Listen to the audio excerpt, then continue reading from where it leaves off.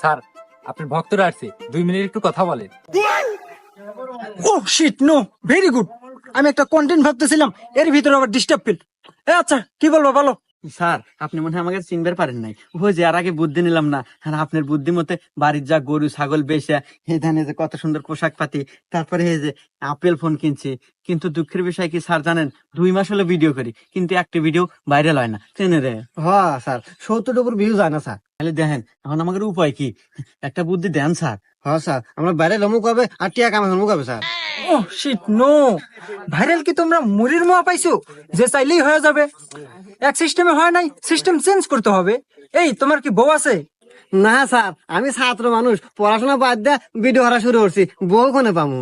ও আচ্ছা, এই তোমার আছে? হ্যাঁ স্যার, আমার একটা বউ আছে, 3 মাস হলো বিয়ে করছি। তেনে রে? হ্যাঁ স্যার।